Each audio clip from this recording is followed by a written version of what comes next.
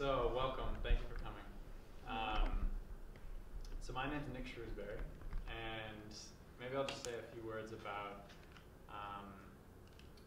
where my experience comes from, and then we'll kind of dive into the meat of the talk. So my experience comes mainly from two places. The first is a place called the Mission Wolf, which is a wolf sanctuary in Colorado where wolves come that are bred in captivity. So for like movie projects, or some come from police raids, or people getting, it's like getting like an alligator, like something wild, and then like the puppy grows up and just starts tearing apart their house, and you can't really communicate to a wolf why that's not okay. And so they usually end up in some kind of shelter where they either have to be killed or brought to a sanctuary like Mission Wolf because the shelter can't keep them or give them away. So I did a lot of socializing work there with, because they also get a lot of dogs that people think are wolves, and then we have to work to, and usually these come from like kind of intense situations. So a lot of the work with these dogs is to get them on their feet and really comfortable with people so they can go back out into the world.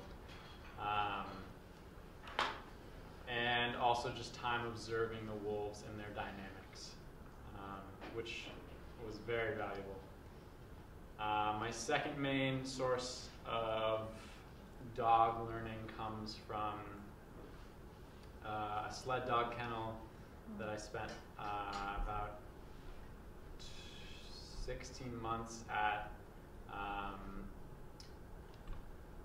It started with me just taking care of the dogs, and it developed into me training them for a 30-mile race. Where was this? That was on MDI, Maine, Mount Desert Island, near Acadia. The kennel, the place is now called Pulling Together. They have a website. And questions at any time are great.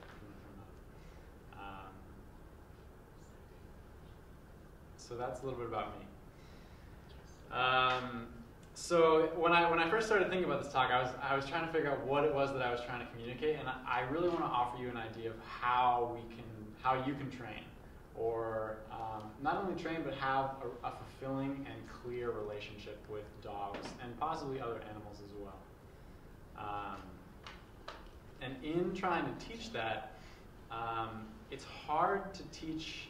There's nothing specific that I can tell you, because all these situations that you're going to face with the dog are going to be very individual and unique.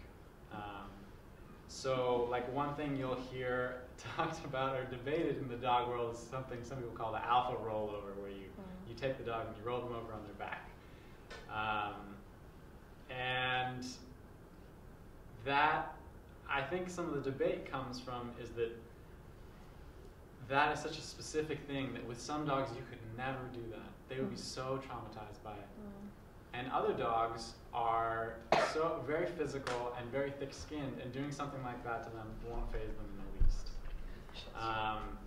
So with any like training in mind, you're the judge of what's right for the dog. And so some of that comes from background knowledge, and some of that like knowledge of like what do I do in this situation comes from just practice. Yeah. Hi guys. We're just starting. So there's a few superficial things you can do for like a healthy relationship with the dog. The first thing is walking them. Make sure you get them enough exercise. I mean, when people ask me to train, sometimes that will just solve the problem. It's just a dog that's inside all day long and doesn't have a lot of excitement in its life, and they need that. So it depends on the dog, but an hour a day, half an hour a day. Some dogs half an hour a day will be enough. Like older dogs, if you have a puppy, an hour a day might not be enough.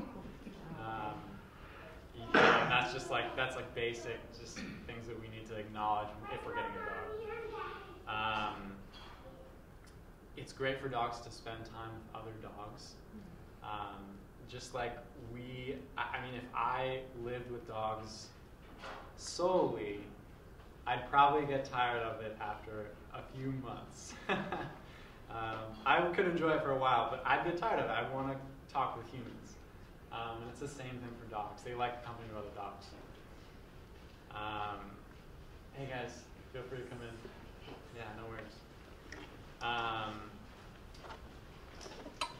And the third thing is engage time with dogs. I see a lot of people with their dogs,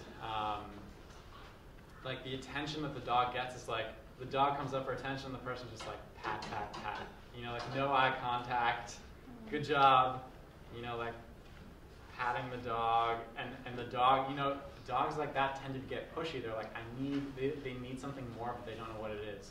And you'll see that like they come up and they just like head on the lap all the time, push, push, push. They nudge the hand, and that's not always a bad thing, but sometimes it's showing that they need a little bit more like real connection, not just like this like, you know. So eye contact is a good thing. You know, really engaging with them, getting down on their level, amazing to do. It just changed the tone of things like that. Is that something that wolves do? They eye contact and interact with each other that way? Oh yeah, eye contact is huge. And the subtleties of eye contact are, you know, like I am always learning more about eye contact. But yeah, just one thing you can try, just as an exercise, is try to stop speaking English to your dog. That's something that I notice people often doing, is that language becomes this barrier where they speak English to the dog and they think the dog understands them. And sometimes it does, but sometimes it doesn't. And just noticing, you know, like how can I communicate with this dog through my eyes or through my body or through even like a growl, or like, you know, like the high-pitched voice we use for praising, like, oh, good job, that's great. These are all good things, and it's never the words that the dog is picking up on. It's picking up on our body and our movement and our eyes, and that's how wolves communicate as well. Yeah. So those are the main things. Good walk. Dogs get time with other dogs. Dogs get good engaged time with us. And then another thing is you can give them good food. You know, like some dogs don't really care, but you know, like kibble every day. We can offer a little more than that. I think it's good to offer a little more than that. Okay. So.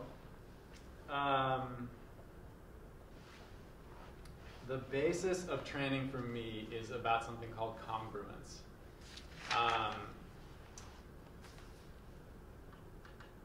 How? Can I just ask you a quick Yes, question just totally. before you stop training?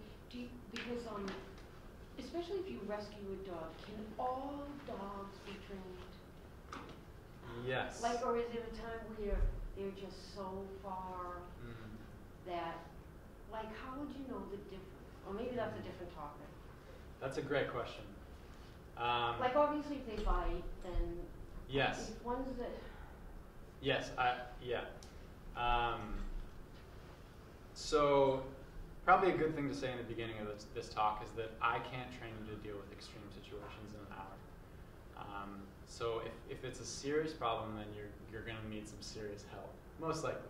So aggression, particularly biting, you know, like get a trainer, and you'll know. You know, like if you feel in over your head and it's something kind of intense, find somebody who can lend you a hand, who has experience with this sort of thing. Okay, thank you. That was my answer. But second part of that question is yes, I believe that all dogs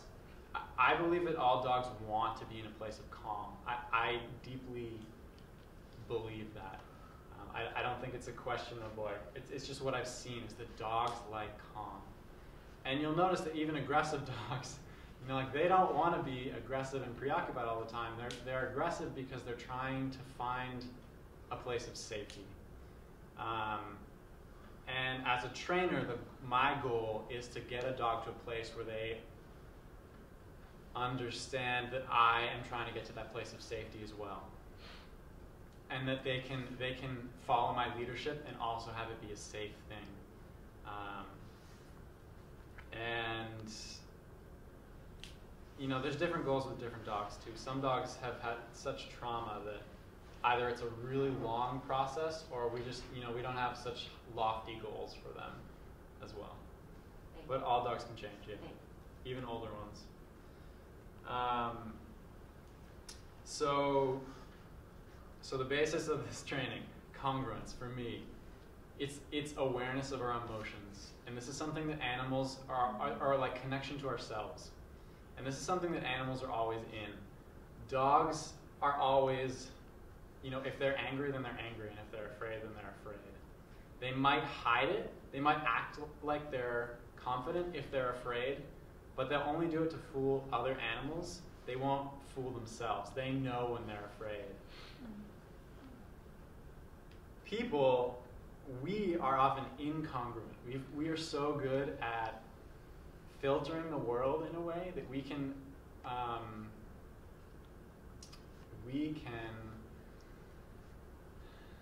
fool ourselves. You know, we can think that we're happy when we're actually pretty angry. And we can think that we're confident when we're actually pretty afraid. And animals don't like that. They really don't like incongruence. And if you want to have if you want to work with a dog, clear communication is essential. And if you're incongruent, you're not communicating clearly. If you're not in touch with where you're coming from, your signals will be all over the map. So when I work with a dog, it's super important for me to be aware of where I'm coming from. So in other words, if you're having a really bad day at work, yeah. you don't come home and train your dog if you have an attitude. Probably a good idea. Because they pick up on that. Yes, definitely they do. They know when you're angry. And if it's not, right, and that's an awesome example. You know, like you have a boss who's just, you know, they just are making your life really difficult, and then you come home and it's really tempting to get angry with your dog over something that they've done. It's, you know, maybe, but it's probably your anger is more related to the boss than the dog. You know, like we know that's not fair, and we all try not to do that, but it's something we need to be aware of. Another good example is like a passive-aggressive roommate who, you know, like they want you to do the dishes more or something like that, but they can't just tell you that. They're just like, they just like say snide comments or something. You know, they're not communicating clearly about what it is that they want to change directly. That could be a husband and wife thing too. Yeah, so I'm not going to necessarily say that this applies to people as well, but it's a possibility. I believe it applies to people as well. I'll just put that. We're all animals, you know. Like Right. We're all animals. We're actually, you know, like we're just better at fooling ourselves. So congruence so that we can communicate clearly. And also congruence so that we can understand what it is that we want to change. So if a dog does something that makes us angry, we can get in, like the anger is our clue about like there's something in this that is bothering me. You know, and maybe it's something that I need to change, or maybe it's something that the dog needs to change. And becoming clear on that is important. You know, like I'm going to talk a lot tonight about what it is to set boundaries and discipline a dog, because I think that's a really important part of a relationship with a dog that's often confusing. And before we go into that, it's so important that, you know, before you discipline a dog, you've gotten in touch with what it is that makes you angry or upset, what it is that's frustrating, so that you can determine, you know, this is something that's fair for me to expect from a dog. Like an example might be, you know, the dog, I've worked with dogs that just like, they think they can walk all over everybody. You know, they're just always like, if I'm walking in the winter, they're just trying to steal my glove all the time, or like they're just nipping at my feet, and that's really annoying. I don't like that. You know, it's in my space. It's not respectful.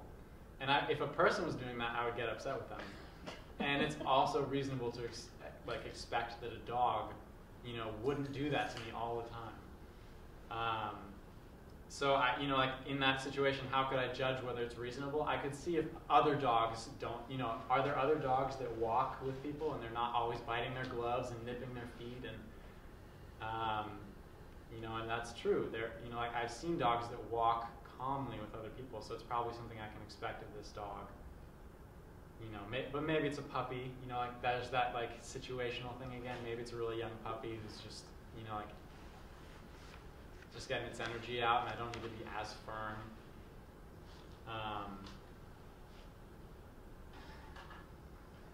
Yeah, so congruence with myself, congruence with my emotions. Very important. And guys, if any questions at any time, great to throw it out.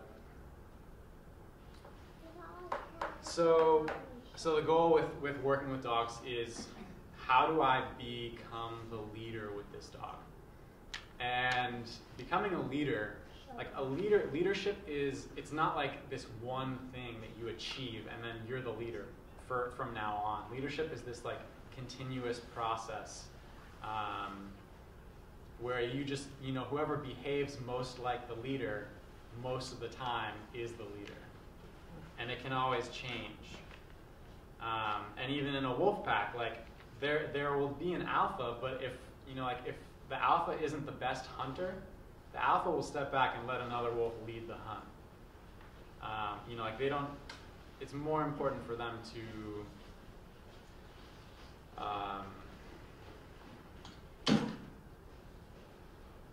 There's other ways where they can establish their leadership. They don't have to be in charge all the time, but most of the time. And we'll talk about how to be in charge over the course of this talk. And one of the ways is that the leader gets to set the tone of how to approach the world. And the leader also gets to set the tone more or less of like what he or she is okay with in the relationship. So as leaders, when the dog is doing something that is bothering us and we get in touch with ourselves, it's something that we feel is reasonable to ask of the dog, it's crossing one of our boundaries, then we can do something about it. We discipline.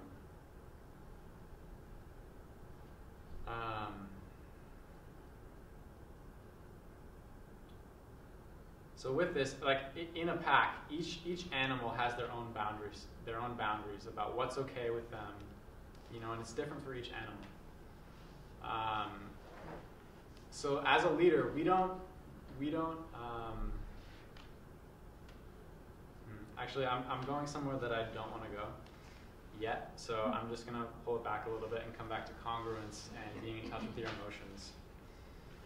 So we're in touch with our emotions. The dog is doing something that we don't like, and so we decide, okay, I want to discipline. I want to change this somehow. I want to train something. The important thing to recognize is that if we're angry, there's something we need to change. Anger doesn't help us to build anything. Anger only helps us to take away. It only helps us to destroy in a way. It helps us to set boundaries. It's a very valid thing. If you're angry, get in touch with it, learn from it. And then like once we've learned what we need to know from it, like what is it that we need to change, then it's time to move on. Then it's time, we train when we're calm. Most of the time, we make an effort to do that. So an example of using anger. So when I was living with the sled dogs, it was an interesting situation where the sled dogs had been raised in a way, they had been raised together as puppies, and they had been raised where the humans stopped all conflict. They just, whenever the dogs fought, they came in and they stopped it, they shut it down. And conflict is a really important thing. Conflict is a way of communicating. And what this did is it made it so that none of the dogs were clear quite where they stood. You know, like they were, as puppies, they were like very safely, very naturally determining, you know, like how do I set boundaries? What is play and what is anger? What does it mean when somebody yelps? Does that, you know, maybe that means that I need to stop playing so rough? So these dogs, when I came in, they were fighting all the time because they never really got it out of their system. They never really figured it out. And there were, you know, like everybody wanted to be the alpha, but nobody was really getting the chance to really, you know, like say, you know, prove it in a way. Were these huskies or wolves? They were huskies. Yeah. But they were like kennel, right? They weren't really like a lot of human interaction. So the sled dogs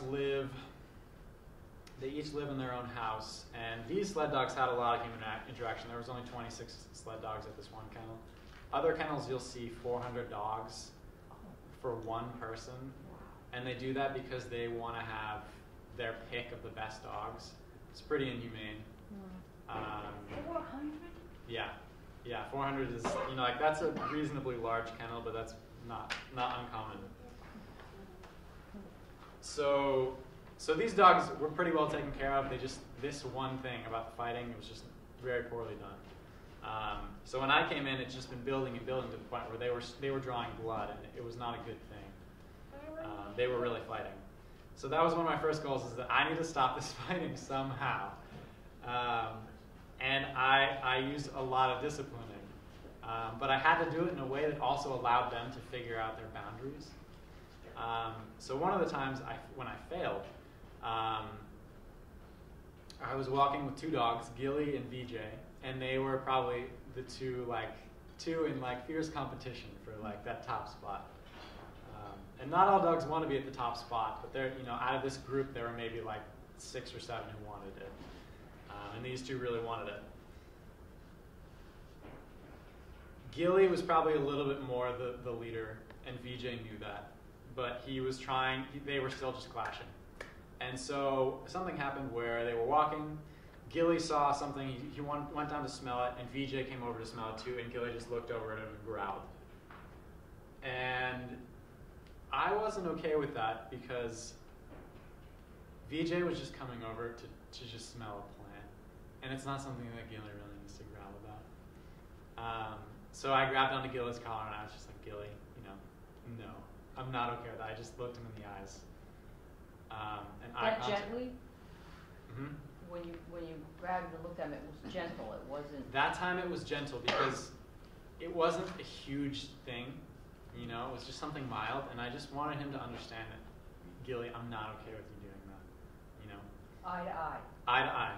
And in some, you know, we'll talk a little bit about eye contact later. Eye contact's tricky. And then so right when I grab onto Gilly, VJ's like, great, we're disciplining Gilly. Let's do it. So he runs around, just starts biting Gilly on the butt while I have his, you know, him in the collar. So, you know, so I have to like reach around and grab VJ and pull him behind me and then bring him over here. And I'm just trying. Oh. It was actually a great situation because, and it worked out really well because I ended up having both of them contained. It was a direct situation where they were both doing exactly what I didn't want them to do, and I had them right there, you know, and so they're both just growling at each other. I'm not, you know, they're not even paying attention to me. They're just like sitting there nose to nose with my hands in their collars, just growling. And I just, you know, there's nothing, I just screamed at them, just a very primal yell. And they just like, you know, it just broke that behavior. And that's what anger can do. It breaks, it like shakes out of like these habits that dogs get ingrained into. Very important to be, you know, we'll talk a little bit about the boundary between like abuse and, you know, like channeling our anger. My goal in using my anger in that situation was not to hurt them at all. My goal in that training is to get to a place of calm, and in order to do that, I need them to hear me. And they weren't listening. You know, like they weren't listening. Once I yelled, they heard me, you know, like they realized they're like, whoa. You know, they just look up at me, they're like, oh, you have your hand on my collar, I forgot. And, you know, like they just stop. And then immediately I was like, guys, I'm really not okay with this. And I wasn't smiling when I said it, I was like, guys, you know, I'm fed up. And it's not really the words that you use, it's just the eye contact and the serious face, you know, like that look. Everybody has their own version of it, but it's just like, I really mean what I'm talking about right now. And they heard me, you know, like, and that's what you see when the training goes through, is you see it. They get it, and their bodies soften, and they're listening to you, and you know when they're listening to you. If you're wondering, like, I just communicated something, I'm not sure if it got through to the dog. Most of the time, it probably didn't. You know, if you have that question in your mind, it probably didn't happen. Sometimes it will. Sometimes it's small things that are really quick, and the dog picks it up and takes it in stride. But most of the time, you'll see it if you're really communicating something that's kind of weighty. So they got it, you know. And then that was the moment where we got to a place of connection and calm. And that's always the goal of a training. It's not to hurt the dog. It's not to punish them. It's to set my boundary and have them understand it and then respect it. And then after that, there's connection. You know, it's like, oh, there you are. I see you. The dog sees me. The dog understands where I'm coming from. Such an important thing. Instead of like, if the dog's just doing something that makes you afraid, makes you resentful, continuously bothers you, it's not ideal. And the dog doesn't want to be in a relationship where you're always upset with them either. Way better to get it out in the open. So once that happened, it was I needed to trust. I needed to say, you know, like, okay, I'm going to let you guys go now. You know, like, I'm going to believe that what I said got through. And so I did. And I was like, you know, here's the lead. You know, there you go. And then they just got up, shook, and they're fine. You know, it's like, and from that day, VJ knew that Gilly was the boss, and he didn't really try to push him anymore too much. You know, and they just went on about their day. So that's a situation where it worked. You know, there's a lot of times that it doesn't work, and that's good too. You learn from that too. So when we're training something, I'm congruent with what I'm feeling. I get in touch with the anger. What is it that I need to change? And then I plan the training ahead. You know, like sometimes, like in that situation, the yell was very spontaneous when I yelled at them, and it was the right thing for the moment. But ideally, most of the time, the training is planned. Another important thing for this disciplining is that it's something that you can contain. Like in that situation, they were both contained. I was holding onto their collars. They couldn't just run away. That's something that you'll see will often be a downfall, is if you can't contain the dog and you're trying to communicate something for it, like a discipline or like setting a boundary, it's uncomfortable for the dog, and they don't, you know, like in the beginning they kind of don't want to hear it. They just want to listen to, you know, how it's always been. And if you don't have a way to contain them in a way that's non-threatening, then they'll just leave. You know, they'll find a way to get away from you. Okay, just one more question. In that situation, did you have like totally no fear that you were not going to get bit? Like, did you know? How did you know you weren't going to get bit? Yeah, in that situation, I felt, and that's one of those, you know, it's a situational thing. I felt very confident that I wasn't going to get bit. Okay, so I don't know where that comes from. Like, how do you know you're not going to get bit? Yeah. That is something that comes with experience. And again, like for this workshop, if there's biting going on. I'm sorry, I'll stop answering. No, they're great questions, and I totally welcome them. And it's good things for me to make clear is that, like, if there's biting going on, I don't think that what I'm offering here is probably going to be enough for you to work with it. You're probably going to have to find somebody else. But with these dogs, these sled dogs, they had been trained from a very young age that humans are the leaders, and they were never pushing their boundaries with me, only with each other. But I've also worked with dogs that bite, and I am okay with being physical. That's a little bit different story. But I guess why I say that is just because I also feel confident in my ability to deal with a bite.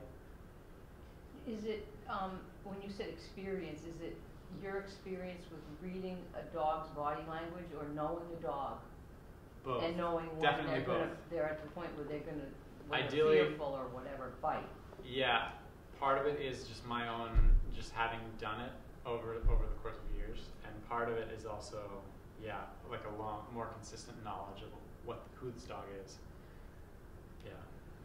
So with a rescue, like what she's talking about, a rescue, you have an unknown history, so it's harder to judge what's coming down the pike if you don't know the history behind the dog. It is harder to judge, and in that situation, you err on the side of caution. And you also, but there is a lot of experience that comes in with it, and you know when you're, once you practice this a little bit, you know when you're pushing a dog's buttons, you see it. And that's something that a trainer can help with, is that they can tell you, like, look at that dog, like, even, like just the way that you walked towards that dog, the dog, it's like, some dogs have a boundary zone, a safety zone of like 20 feet. Some dogs it's 200 feet. And you'll see, like, with some of the sled dogs that I have, or maybe not sled dogs, but some of the more abused dogs I work with, some of them will have a safety zone of about 40 feet. And if you'll see it, the moment you cross it, it's like, from here to that door. And like, if the dog is at that door and I'm standing here, then they're okay. They're like watching me, but they're okay. And then it's like walk, walk, walk, walk, walk, and then right there, the dog is like, all of a sudden there's this tension, there's this very direct gaze, maybe not directly at my eyes, but just like a very direct watchingness, and there's this harshness to the body. And that's something that you can start to see over time. And with some dogs, that's not the boundary. With some dogs, it's like you're petting their shoulder, and then all of a sudden you touch their elbow, and they're like, whoa, like that's too far. And you just feel that their body gets tense. They're like watching. You'll see, like, sometimes there's like a gaze out of the side of the eyes. There's a hardness to them. And that's something you can learn to see. And you learn how to work with it. That kind of work we'll talk about a little bit later. All of this work, whether you're disciplining or you're trying to build a behavior, is always, the goal is to get the dog to a place where they feel safe and calm. And sometimes you're working with dogs that are just really scared. They're not aggressive, they're not doing anything that bothers you, but you want to have a little bit more connection with them. And with that sort of training, I'm getting off topic. It's great to have questions, and I'm going to try to stay on topic. So I'll get to that in a little bit. But with that training, you're building something a little bit different, whereas what I was talking about before is where you're disciplining for something that you don't like, and you're trying to stop a behavior, set your boundaries. So when you're trying to set your boundaries, understanding the anger, finding a way to contain the dog, particularly in a non-threatening way. If you have contained the dog by like chaining them to something, and they're really, really, it really scares them, they're not going to be able to hear what you have to say, most likely because they're going to be distracted by their fear doesn't have anything to do with you. So ideally, we find a way to contain the dog that's not threatening. A great way to do this sometimes, and a great place to do training work, is on the trail, because dogs often feel very safe on the trail, and they're enjoying it, and they're kind of like, it's like a fun thing.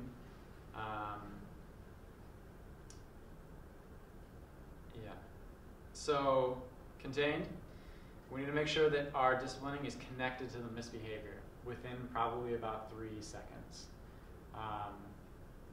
So with some dogs, it can be a little bit longer. Some dogs will pee on a carpet, and you'll come home 2 hours later, and they know they pee on the carpet and that you don't like it. And they'll give you that face, like...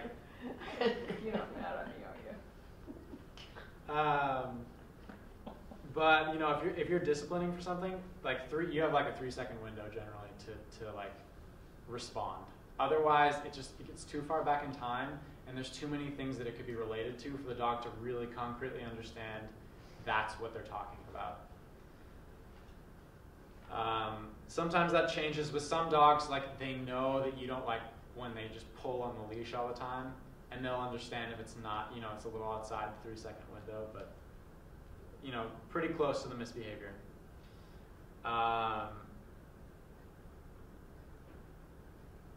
Another good rule is that we try to train in small steps, and we try to train when the dog is at a relatively mild stage in this like wrongdoing, not really wrongdoing, but just doing something that bothers us. So a good example is, I was working with a dog a week ago where he has some aggression, and often he can escalate to a place pretty quickly of like, just like being snappy and growling and just, you know, like not being very respectful of my space. And I don't want to be training him when he's already way up there, super high intensity. I want to catch him when he's like at level 2 out of 10. And I want to take it like, I want my intensity to immediately be at like level 6 when he does something, instead of like he does something at level 2, I do like a gentle no at level 3, and he brings it to level 4, he gets a little bit more in my face, then I get a little bit more upset, and it's just like this arms race of like who can be more intense. Often it's better if you just like, you wait, you know, you think about it, you find the time. So for him, it was like, I know on a walk he's generally better behaved. So I took him on a walk. He's very good off leash, so I just let him cruise around off leash. Tried to be the leader on the trail, and that like I'm just making as many decisions as I possibly can and having him follow me. So I'll just change direction sometimes, and sometimes I'll call him, or sometimes I'll just walk away and let him decide to follow me, which is great to do. Sometimes I'll lead him to like a tree that's really interesting, and I'll just sniff it. You know, why not? Just do, you know, like as much you can communicate in dog language as possible is great. But I knew that if I put him on a leash, that he was going to start to get snappy with me, because he doesn't like that. It curtails his freedom a little bit, and it puts me more in charge. And he didn't like that. So I waited till the end of the walk when he's calmer. I put him on the leash, and I just act like this is totally natural. I'm just taking you for a walk on the leash. You know, like there's not going to be. I assume there's not going to be any problem with this, right? And I just start walking, and he's like, you know, he's okay with it for a second, and then pretty soon he like takes the leash in his mouth, and right when he took the leash in his mouth, I just grabbed him and rolled him on his back. And I was just waiting for it, and I knew that it was going to happen, and I was totally calm when it happened, and there was nothing he could do, you know. And right when he was there, and like I just had my hand on his collar. I was like, Cuddy, no, you know, that's not okay. And he's deciding, he's like, whoa, what just happened, you know? I caught him before he went to that place of I'm really resisting you. It was still a little bit playful before he had gotten to a place of like really fighting with me. How do you roll him? I roll him. Everybody's gonna have their own way. I rolled him just by. He was right by my hand, so I just I pulled him forward, pushed him over. Are we talking Chihuahua or Rottweiler? We're talking Golden Retriever. Oh, okay. Yeah, the role I have found to be really effective. Some people really don't like it. It's really going to depend on your dog. If you have an aggressive dog, don't do the role. Get help. You know, like find somebody who can work with you. That said, I really like it sometimes. I think it's amazing. Do you take their legs and turn them over? You can. I have seen dog trainers do that. I generally go for the neck. That's You just. sit and you push them down? Yeah, and that's one of those things where like, it has to be pretty quick and it has to be pretty firm and pretty decisive. Like it's one of those things where like with Cuddy, if he had done that and then I like put my hands on his shoulders and like tried to push him over, very quickly he would have been like very upset with me. But I was able to do it fast enough where he just was just like, oh, you don't like that. And then he's in a situation where it's like, I'm never,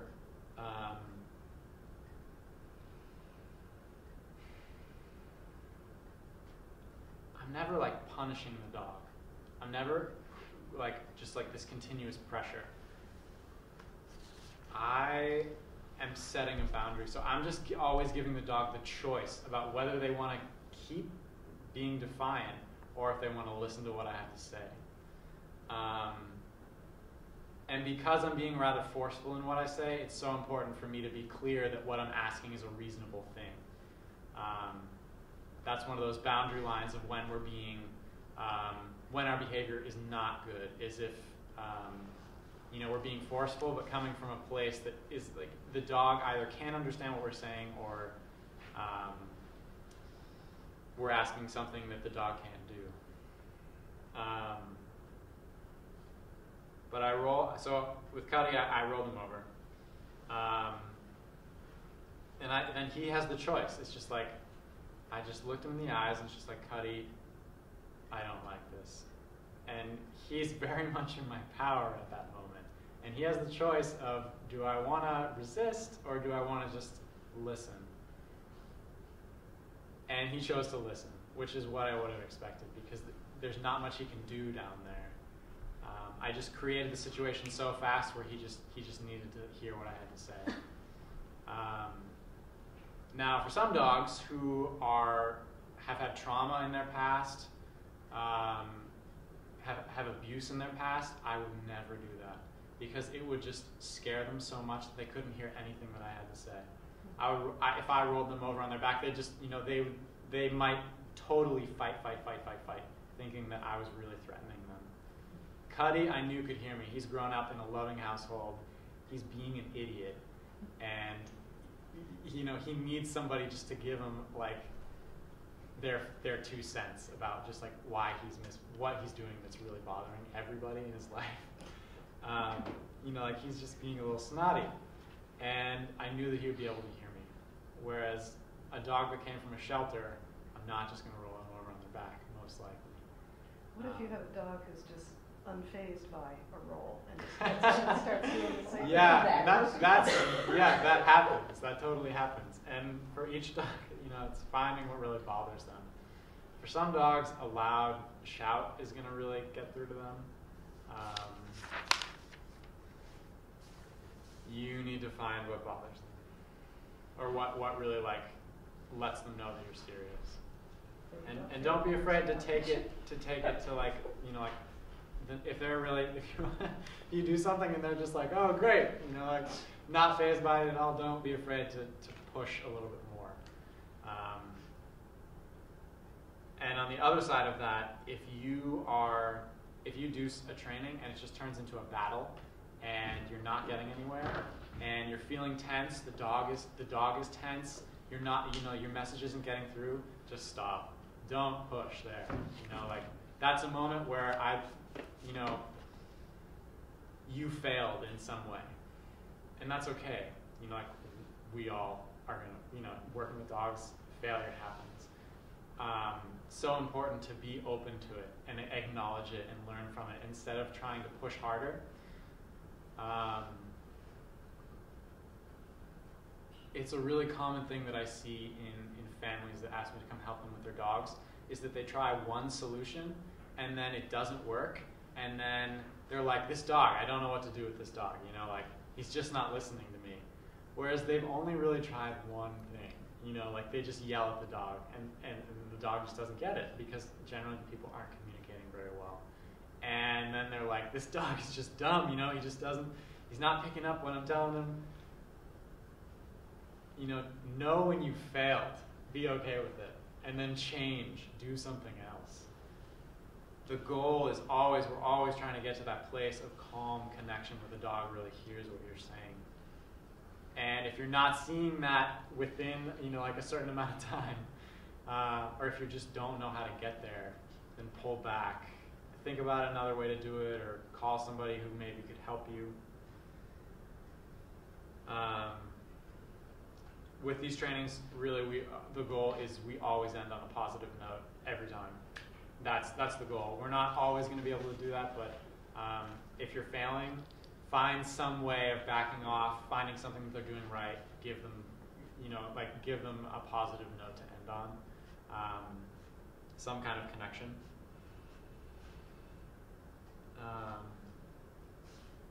And that's an important thing, is this connection. So we discipline, and then depending on the dog, whatever that is for that dog, and then we connect in this new place. We reach an understanding. It's like once the discipline happens, we hold the dog and we wait for them to hear, to listen, to like really like soften and like look at us, and maybe like we wait for them to, it's like an acknowledgement of what we're saying. Because sometimes you'll see, like, you'll do something and the dog just, with some dogs, like, you can just hold onto their collar and that is enough. But like, it's a low grade thing, but you do it over a long period of time. Like some dogs are just like that would be a good situation where, like, if the dog's just going wild, wild, wild all over the place, maybe new people have just come in the room or something, one thing you can try is you just hold the dog, you get down on their level, and you just look at them, and they're still just going everywhere. They're not listening to what you have to say. They're still trying to they're still just going, and you just keep holding them there. You keep holding them there. If it takes 10 minutes, you just wait there. Do you say anything or no? That's a situational thing. If you say something loud, it might cut to the quick faster. Often there's like high intensity intervention will have quick results, but also high potential for like big failure. And then there's like the long distance, low impact, longer route, where like you could just hold the dog and yell at them, and they might hear you if you do it well. They may be in a place where they aren't just going to be freaked out by you yelling, but can really hear what you're trying to say, that like you're communicating something that's important. But the other option is you just wait for them, and in that situation, we as leaders are leading the emotional tone of what we want to create. So in the situation where I'm just holding onto the collar, I'm leading calm. I'm being calm. The dog has the choice to freak out as much as it wants. I'm totally fine with that. It has that option, but it has to understand that I'm not going to let go until it's calm. What if he starts fighting you while you're doing that? Not really aggressively, but he's just being a brat. Yeah, and that is a moment of where I probably would get upset with the dog, and let them know, like, no, I don't like that. Pretty serious, maybe yelling. It's depends on the dog, and it also depends on what you're doing. You may, because that is an intervention. That's an intervention where it's kind of like the dog does something and then you just bring it to level 3 if you're just holding their collar, and then they get the chance to bring it to level 4, and then you have to bring it to level 5. If you think they're going to start biting you, holding the collar may not be the best option for you. Does eye contact maybe help when you're doing it so that they're more connected with you? It can. Your eye contact, the weight of your eye contact is equal to the weight of your leadership. So if your dog is kind of running loose and running amok, eye contact isn't going to convey a whole lot to them. They're not going to respect it as much. Like, the eye contact of a leader is respected in a wolf pack. Like if a wolf has a bone, and like a lower wolf has a bone and they're just holding onto the bone, and the alpha comes over and is just like looking at them, looking at the bone, like they look away and they drop that bone, So with us, like with dogs that I have had a long relationship with, and I know there's a clear bond of trust and leadership, my eye contact and a firm word will go a really long way, because we've built a relationship where they respect me and I respect them, and they want to know when I'm upset about something, because it's better than like this long drawn out process. So sometimes eye contact will be really strong and other times it won't. Also, you'll notice with dogs that have trauma in the past, sometimes eye contact with them will really freak them out, even if you're standing 20 feet away. Eye contact it's a subtle thing. It's like, I'm just gonna summarize what I've talked about and then I'll go into eye contact. So we're disciplining a dog. We get in touch with our anger or frustration, and we determine that what we want from the dog is a reasonable thing. And we plan maybe how we can do this. We want a situation where the dog is going to be contained in a way that they don't feel threatened. We want a situation that we discipline in a way that's immediately connected with the behavior. We want a situation where if we want a situation where they're doing something relatively mild that they know we don't like, and then immediately we discipline like pretty firmly in a way that they aren't gonna, like we take it to level 6 instead of taking it to level 4. And level 6 for different dogs is gonna be different. With some dogs it will just be like a strong no, or with some dogs it will just be holding onto the collar. With other dogs it's going to be something a little bit stronger. We discipline, we push until we feel an acknowledgement from the dog. And sometimes that takes a pause. Like when I rolled Cuddy over, this golden retriever, then I was just holding him there very gently and just gazing at him. And I was, it was just like, Cuddy, you have the option of fighting me or just accepting what I'm telling you.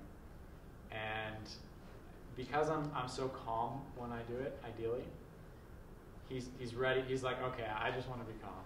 Like I'm not gonna fight you. Did he just lay there? He wasn't struggling to get up, or? Oh yeah. He just laid there. He's like, okay, like, all right, I get it. You're serious. So we connected, and then it's time to move on. We do something else. I don't treat after discipline because it's a mixed signal. It's like, I discipline you for doing something wrong, and then good job. Like what's the good job for? Is it for fighting me or not fighting me? It's unclear. So no treat. It's like that's what's expected. We move on to something else that's enjoyable. I give them a few pats on their side. We do something else. Sorry, what was your question? You answered it. Okay, great. Did he totally understand what happened? Did he try grabbing the leash again? He did not. So he did. Yeah, he heard it. Yeah, and it was so connected to what, like, right when he grabbed the leash, it was like immediate, right there. But it was your your reaction that quick that caught him off guard. There was no slow movement. It was like slam dunk, and the dog was like, wow. Yeah, and that's so something timing is something that takes time to learn. Is that timing, and also like how can I do it? How can I do this well? How can I do this in a way that the dog like is put in a place where they're not threatened, also ready to hear me. They may be a little bit threatened. That's okay. We just don't want them like totally freaked out, So when you work with a dog, when you come to work with any dog, you have training methods, but there are many, and each method doesn't apply to each dog. You have to work with the dog and read the dog to realize what's going to work. Yes. You can't just get a book and say, I'm going to do this, and this dog's going to learn it. Yes. And that's where the advice of a trainer is so valuable. Because they know how to read the dog. They know how to read the dog, and they can tell you, like, because often what's going on with the dog is, like, leadership is, like, a very broad thing. And like what I said before is that, like, the leader is the one who communicates that they're the leader most of the time. There's a million moments throughout a day where you communicate your leadership. And a trainer can help you identify what those moments are, and with specific dogs they'll be different as well. Like some dogs, like with Cuddy, the golden retriever, he is object aggressive. So with objects in the house, there are times when he'll grab an object and he'll just get really like, you know, really like mouthy and like pretty aggressive with people. And that's not a time right now that I would have this family start, like I wouldn't just have them have this big battle about an object right off the bat, you know?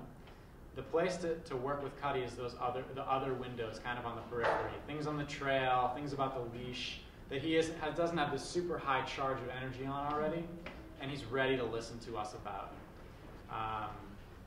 So that's where a trainer can help, is that they can give you like the specific windows of like these are good places to enter with this dog to show the leadership. And once you've cemented the leadership a little bit, maybe these other more serious issues will be ready to address. Just like that, they like can lay out more of a step-by-step process for you.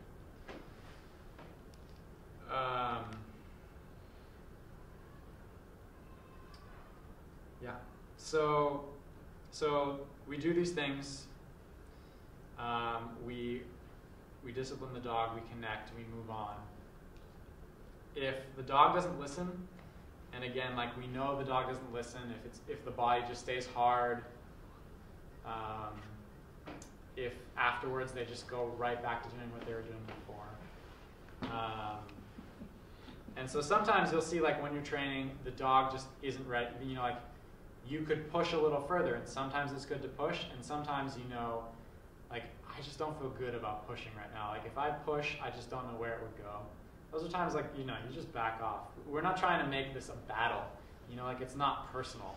It's not about the dog is bad. It's just that their behavior did something that bothered you, and we're trying to communicate to them, this behavior is a problem for me. And there's lots of opportunities to communicate that. So if it feels like this is turning into a battle, then just backing off, finding a different, you know, like a little bit different way of approaching. And also checking in that, like, if it turns into a battle, making sure that we not only communicated well, but we're asking something reasonable. It's not a huge leap for the dog. It's something that a dog can do. You know, like it's not this, like, something that you would only expect of a human.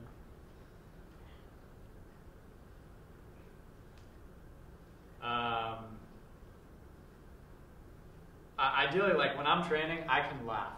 You know, like sometimes I need to express anger, and that's okay. But as long as I do it well.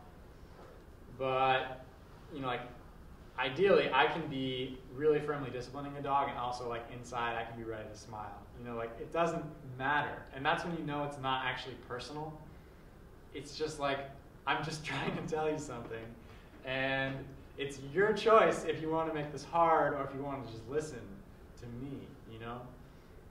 As long as I'm communicating a good thing that has the goal of like we can have a greater understanding of each other at the end, a more healthy relationship, then, you know, like I feel okay with pushing until I find that with a dog.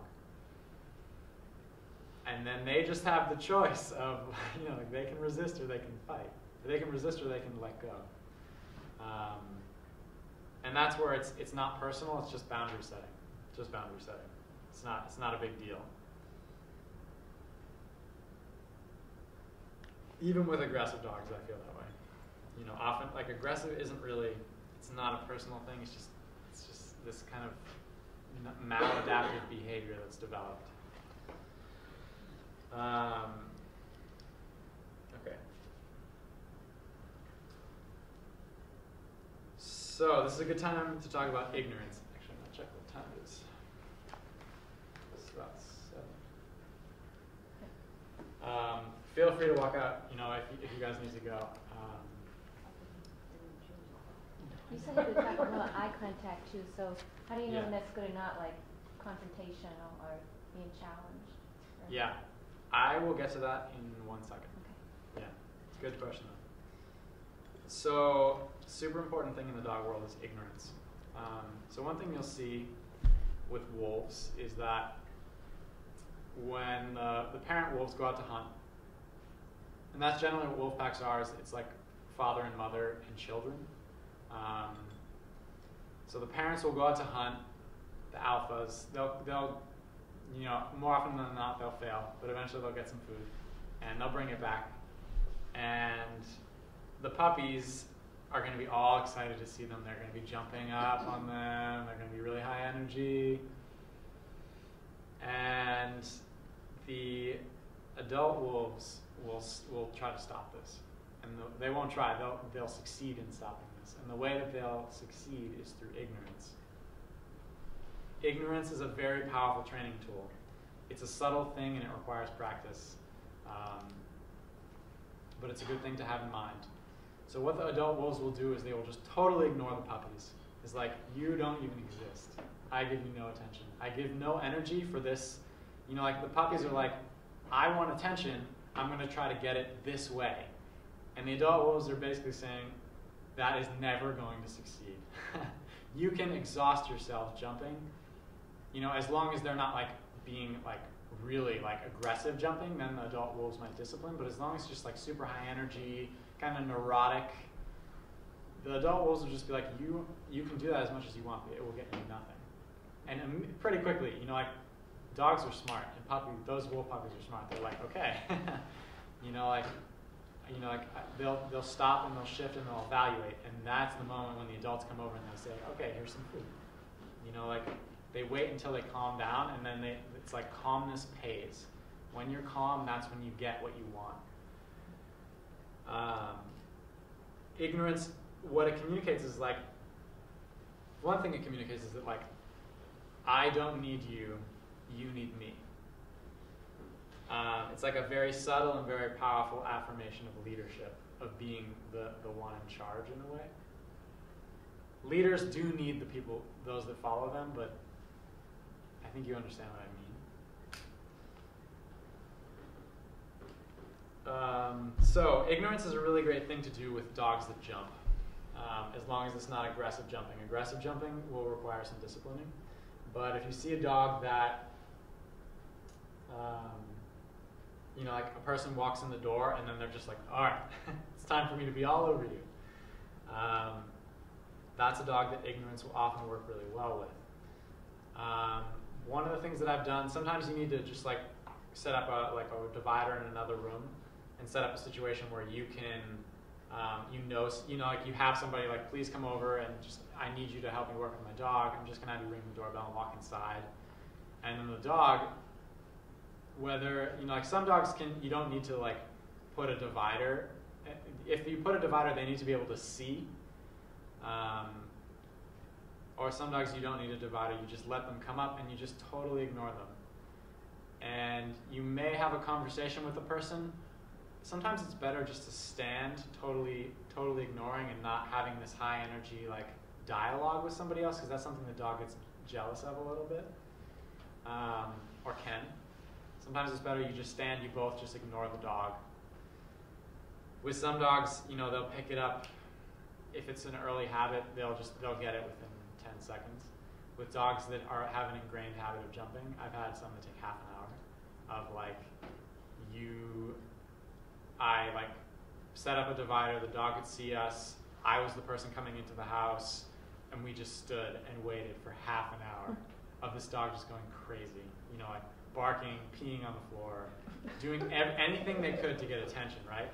And then it's just like, I will never give you attention for that behavior. You don't get it. As long as it's not aggressive and causing problems, but it's just like this dog's just being really spastic and annoying, I will not give attention to that. And the thing is that dogs don't want to be that way either. They are trained that way by us. They don't like to be spastic generally. They love calm. So if we're building something, we try to create situations where dogs can succeed. We try to create situations where they're doing what we want already, and we can just say, yes, that's great. We look for that. And with a puppy, it's pretty easy because like puppies, they don't have all this programming of like these like habits that cause problems. So we can really easy just be like, hey, no, not good. And when it's something good, we're just like, yes, that's great, keep going. You know, like, I love it. And you train that voice of like, they understand like, good job, good job, good job, good job. You know, like something in your voice, some tone for you that lets the dog know that it's a good thing.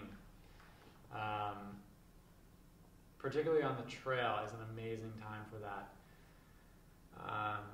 You know, like a lot of times you'll see like, just like finding those moments where you can get a dog to do something well, like a come. Like to train a dog to come, what I'll do is it's just small steps where I can praise them the whole time. Is like I have them on a leash. You know, we're walking. I get down on their level. I just tug the leash a little bit, and then I wait until they look at me. You know, they just look back at me and check in. They're like, "You want something?" And it's just like, "Good job, you looked back. Let's keep going." You know, like that's the first step. And then the next one is like, you know, like I'll do that maybe 6 times, and then the next one is like, I want them to take a step towards me. So I'll get down, and it's just like, you know, I train the command, so it's like come, you know, whoever it is, Gilly, come. And I just give gentle tugs. And eventually, they're just gonna, you know, they're gonna, either that's gonna bother them enough that they're gonna step, or just naturally by me getting down, they're gonna be like, oh, you want, you know, like some dogs it's really easy. You just get down on their level and they're like, great, I'll come to you. Some dogs it's not like that at all. Some dogs you need to like just tug, and you just wait until they do what you want. You know, it's just this low grade kind of like, I'm encouraging you to do something, and eventually it's just like one step, and it's like, good, yes, that's what we want. You know, let's move on, or here's a treat. And then, you know, after a time, you do that a few times, and then it's like 4 steps. Or probably after 1 step, I think they understand, and I would probably just try to have them come at least, probably all the way. I'd try to have them come all the way. And then it's just that step-by-step process where I just create the situation where they can do what I want, what I'm trying to communicate, and then they get an immediate yes, that's great, and then we keep going. And it's a progressive thing where like it's just step-by-step, small steps. First thing a look, second thing 1 step, third thing they're starting to walk towards me.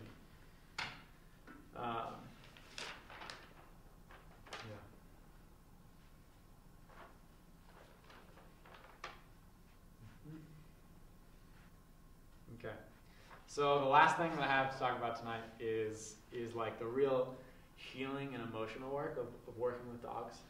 And most every dog will have a place where they're a little bit afraid. And if you can be the leader who guides them through that fear, then those are the moments where leadership just is like, it just goes up by exponential levels. Is if you can help them move through their fear. Because that's really what a leader does. The leader is the one who says, like, this is safe, this is dangerous, this is good, this is bad. You know, like, and in terms of the world, you know, like, this is a good thing, come over and see this. Or, you know, like this, because leaders generally in the wolf world are parents. And they also say, you know, like, don't go over there, you know, like, that's not good. And so this kind of like working through fear for me is a huge part of the dog relationship, and it's where the most like rewarding part of the relationship is. And so with different dogs, these places will be different. With some dogs, you'll notice like touching the paws is like, that's like, you know. With other dogs, so with one dog that I worked with, one of the sled dogs, her name was China, and she had come from one of those like 400 dog kennels where she was chained to a house and had very little contact with dogs or with people, and just very scared and only felt safe in her house. And so I decided after a point that I wanted Sheena I was like, I think it would be good for you if you had more connection in your life, you know? More dog and human connection. So I wanted to start to create the situations for that. So one of the things I started doing was just letting a bunch of dogs run free around her house. Just like letting them all into her area. And she would run like, you know, like this pack of dogs would run through her area, and she would just like, she would run with them, kind of, and like right when they got to kind of like this like 20, maybe even 15-foot radius or diameter radius, she would just stop, you know, and she would like run back into the house, and then she would like look out, wait for them to come, and then she would run back out to them and run back in. So that was a good situation. It was very positive. It was very light. It was creating something that she understands, like, oh, I don't maybe need to be so afraid about this. Maybe I can go like 16 feet. Maybe I can go 17 feet over time. But I ended up, this is one of my failing moments. I decided that I was going to work with her with people as well, with myself. And so I let her run free, and there were other dogs free, just to make things easy. And she ended up running underneath the deck of a house. And I was angry, and I didn't know that I was angry. And I had expectations for her that were too high. I was expecting her to all of a sudden just like trust me, you know? And so I went under the house, and I was just pulling her out. I was like, you know, this is good for you. You need to, you know, like, I'm trying to help you, right? And eventually I got about halfway, and I just looked down at her and just saw her. She was so terrified of me, just abject terror. And that was a really, really good moment for me. One of the greatest teachers I've ever had, human or dog, was that. And just her, like, you know, like I was like, wow, I'm really messing up right now. You know, I'm terrifying this dog, and I'm trying to help, you know? And that's where those good intentions, I wasn't congruent. I wasn't in touch with what was going on. I was angry, and I was trying to build something.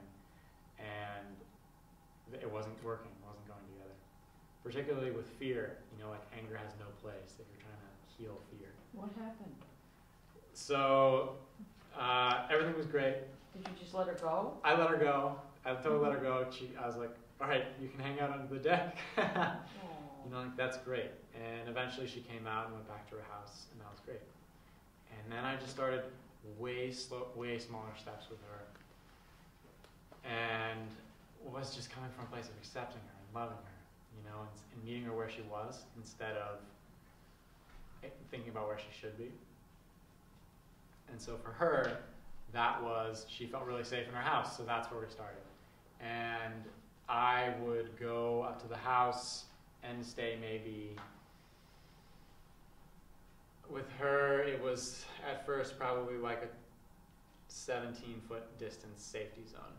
And once I crossed those 17 feet, she's like, I don't feel, you know, you just see the harshness, like the wariness, ready to bolt, ready to fight. With her, ready to bolt, not fight. But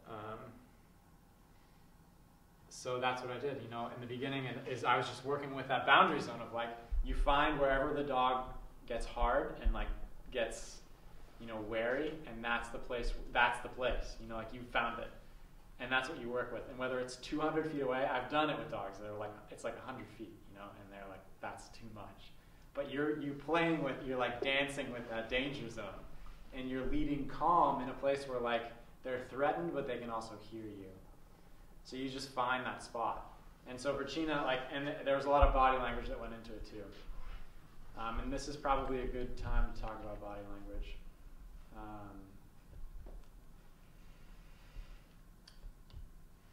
Body language, so with China, what I was doing is, so she's in her house, she's very wary of me.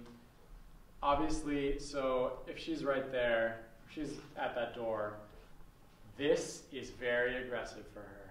Like, I am so directly focused on China right now. You know, like, that would freak her out. She's like, what is this person, you know, what does he want with me?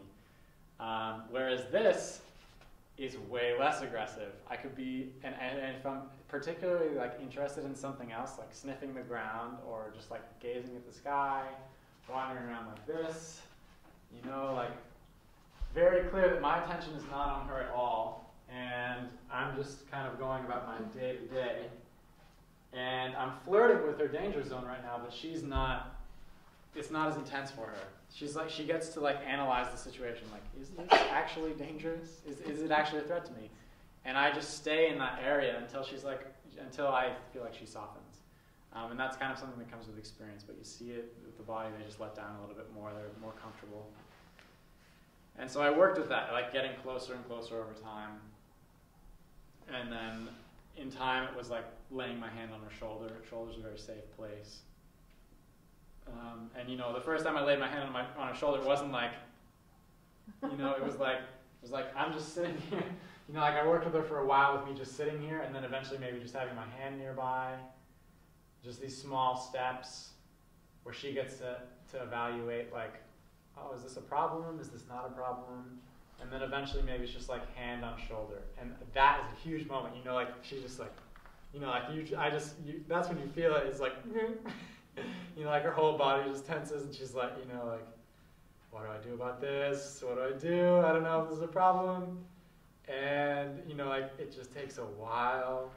And if it's becoming this thing where she's just like, God, just spinning in her mind, then I just, I take my hand away after it may just be like 2 seconds or like 10 seconds. That first time that's probably what would happen is just like I take it away, and that might be the end of the day. It's just like, that's great, we did a good job. I'm going to stop putting any pressure on you at all. And then maybe the next time it's just like another like once on the shoulder, okay, we're done. And then, like the next time maybe it's like a little bit longer, or I take it away and then I put it back, and then I take it away, and like just judging with her, like what's too far, where does she get to the point where it's just like, I really feel threatened right now, I really don't feel safe. Playing with that area of like, I feel threatened, but like, what is this, and like why, like she still has that space to analyze it. She's not totally in fight or flight, but she's like, she has the like ability to like think about it. How did they get a dog like that in that kind of a mindset to hitch her up and To have pull a pull? sleds? Yeah, I mean, sled dogs love to pull. Like, it's not something that you have to like fight. But she didn't get all excited when she was, they grab them. She did. And the thing is that like, she felt more comfortable with people she had seen for a long time. And she had been trained from a young age that like people come to her house, they grab her by the collar, they bring her to the sled, and the whole time she's like, oh no. But it's like, it's not so bad. Like she gets to the sled and she loves it. So when she's there, she feels comfortable.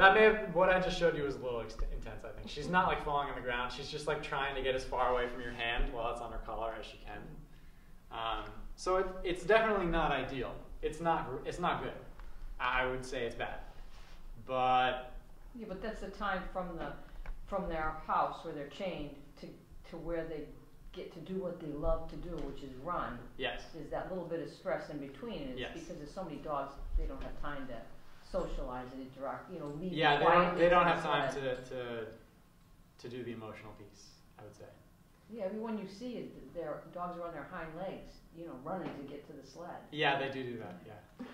And I don't think that is necessarily bad. It's just that No. some mushers care about the emotional piece and the connection, and I think it's so important.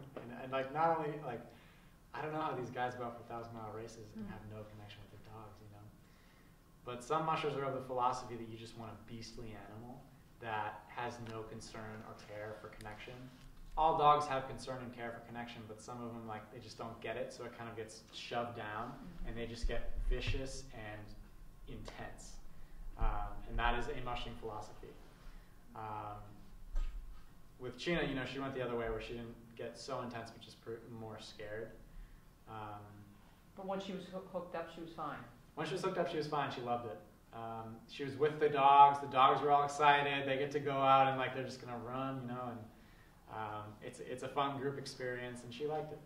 And sled dogs, most of them generally do. It's definitely something that's bred into them, or it's a part of them.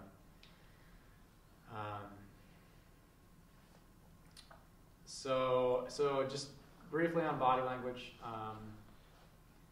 I am not. There's no need for me to tell you like this look means this, that, those ears back means that. We are animals, and we know what body language means most of the time. It takes a little bit of knowledge and a little bit of study to understand, particularly dogs, but at least 70% of our communication is nonverbal. And you'll see it particularly, like I always think of high school when I think of like human body language. It's just like such like caricatures of like different body language. Like you'll see the person, you know, like who's just like they like can't really engage. You know, like there's this tension in the shoulders. There's this rounding of the back. They don't really meet eyes. And then there's like the more aggressive types that are just like in your space, very intense.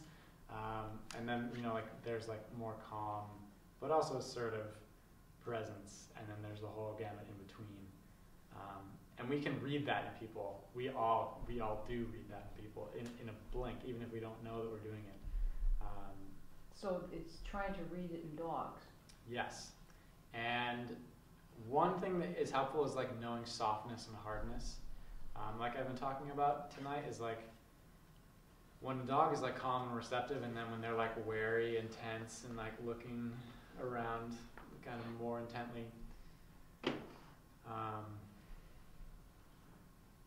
Body language is something like even an hour-long talk probably, it would have to be like devoted to body language, I think, to really get it, but it's something that also just comes with experience. And I can email you, if you, wherever that clipboard is, I'll email you just like, it's called an ethology of wolf behaviors, and the wolf behaviors are the same as the dogs, but there's some nice bits of information in there. Some really valuable, the most valuable body language I think I could tell you is like try to recognize when your dog is feeling threatened, and like with some dogs they don't really get threatened, and other dogs they really get threatened by a lot of things.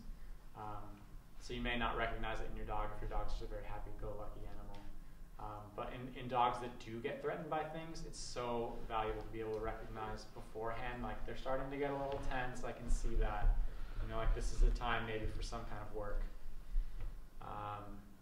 One thing you'll notice is licking and chewing, especially when you discipline and you have a connection afterwards. The licking and chewing, that's a release. It's also in horses, but there's just this like,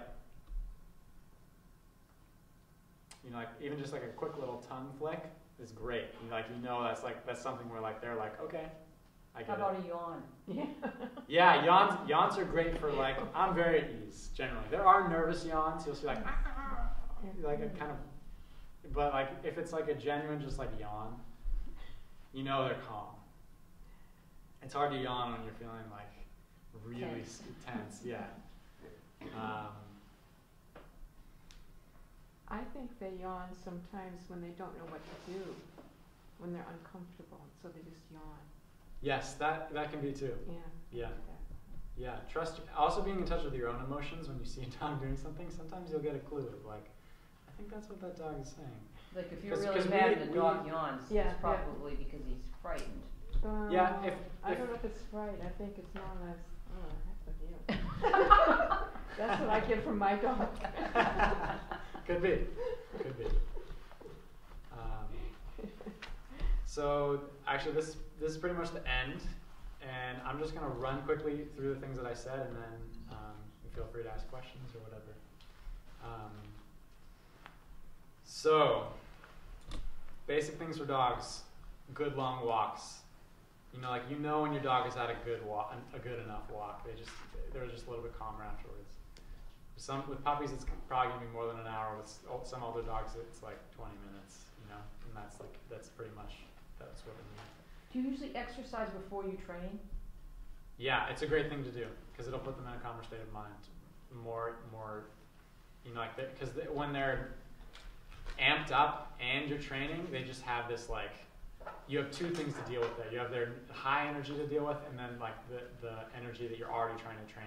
Mm-hmm. So it's better to walk. Yeah, definitely. Good walk. Dogs get some time with other dogs sometime during the week, just like some playing time. That's good. They need that. And like if you arrange it with a neighbor, and it's great because then they get out some of their energy too. Yeah, you'll see benefits. Some engaged time with you.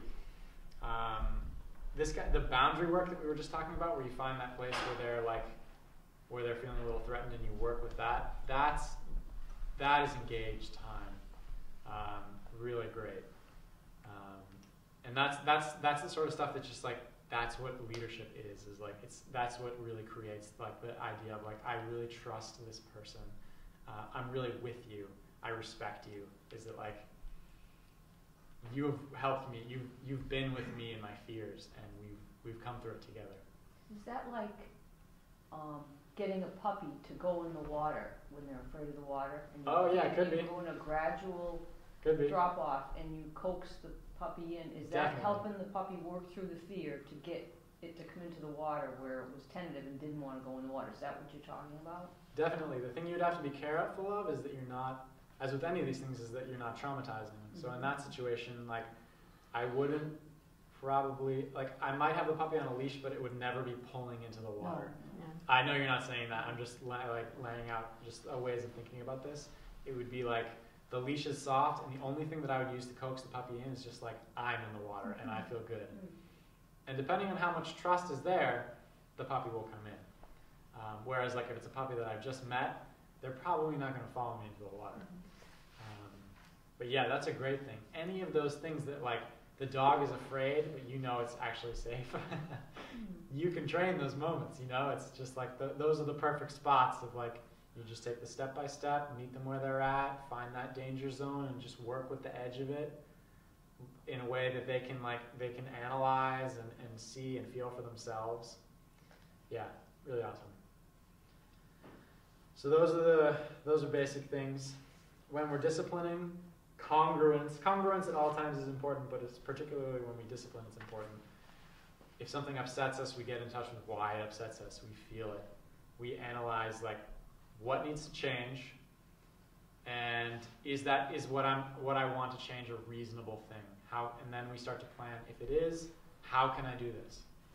We want to plan a situation that is contained, where the dog, it can't just run away, but also doesn't feel threatened. So a lot of times, like leash work is a good thing to do this with in the beginning. So there's containment. There's also like your discipline is directly connected to the misbehavior within 3 seconds.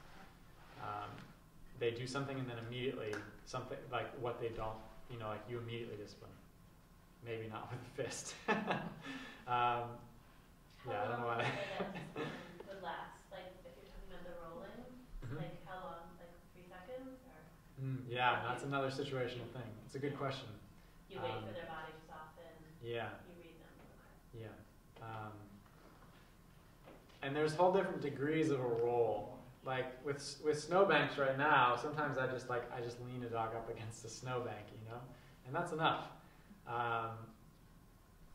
And you know, like you roll them over. When you're doing something that's high intensity like that, you need to be really careful that you're not turning it into a battle, and you need to be careful that you're not traumatizing the dog. So just being aware of those two things and stopping if you feel like you are. Approaching it in a different angle, in a different way. There's always a different way you can approach it. You can always do things better. You know, so just process step by step. Yeah, and with the holding them down, you know, like if they're not threatened, then I would push a little bit more somehow.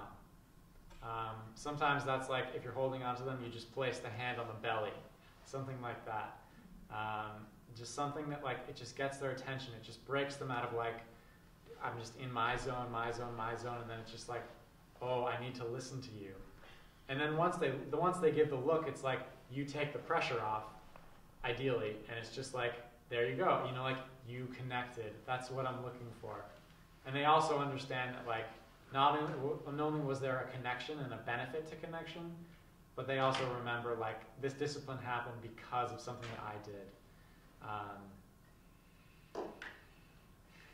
And ideally with the training also like finding something mild and addressing it very firmly instead of finding something of high intensity and meeting it with really high intensity. And also not creating an arms race where like they're a little intense, you're a little more, they're a little more, you're a little more. That sort of thing encourages defiance instead of diffuses it. So you either want to create a situation where there's no chance of the dog coming back, you know, like you have total success. That's ideally what you create is the situation where like the dog has to listen.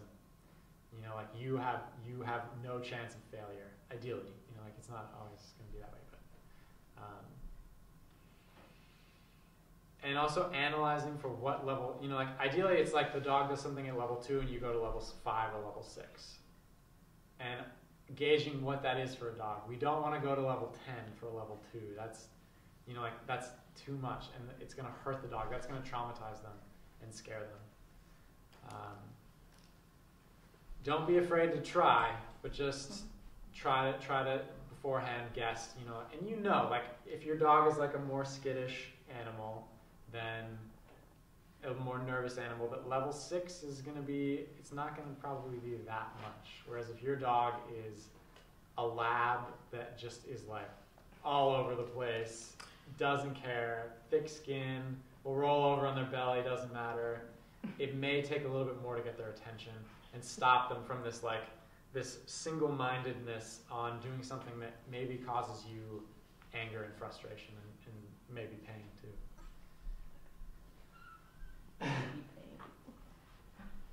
Yeah. Do we bring all our dogs in now? You're right. Your dogs are in your cars. That would be great. Yeah. So that's it. What do you think about the treat thing? What do you mean specifically? I used to have dogs when I was young, and then people didn't do this whole treat thing, and to me now it causes a lot of trouble. I meet people who give my dog treats, and my dog just goes with them. Yeah. You know, I have no control of my dog then. Totally. Yeah, I think that treats can so easily be misused and abused and overused. Treats are like a high form of bribery. Yeah, that's what I think. They can become bribery, Yeah. and that's what you want to avoid. Yeah. Bribery is just like, it's not, like, it's disrespectful to you that you need to bribe your dog. It feels disrespectful to myself if I feel like I need to bribe a dog to make them do something. Sometimes I need to do it. You know, like sometimes I need to get the dog in the car, and I don't have that relationship with them where they're just going to get in the car and they need to get in the car, and you know, like I'll throw a treat in, it's okay. And if I'm training something, I'll train, you know, like treats can be great. They're really strong reinforcement. Some dogs don't really like treats. Some dogs will go crazy for treats. Yeah, and you need to judge that too. Like some dogs, if they're crazy for treats, they can just get like crumbs, you know, like licked off your finger, and that is enough. You know, like that will keep them coming back for more all day long. But if somebody has crumbs in their pocket, she'll run way down to the beach. Yeah, and some dogs are very food focused that way, and how can I counteract that? yeah, it's hard. I have to have bigger treats. I mean, Better treats. Bigger steaks. T-bone, wave the T-bone. Yeah, that is something that would take a lot of leadership work in other areas. You can get to a point, even with a very food-focused dog, where they're with you, like they're on it. That's not all the time, you know. Like if there's like a steak lying on the ground, there's no dog that's gonna avoid that, you know. Like, because they're serving themselves too. They're not just here to serve us, and so you know, like there's some give and take there. And punishing a dog for going after treats is like hard because other people are giving it to them, and so it's a mixed message. It's difficult. That would be a more in-depth conversation. Yeah.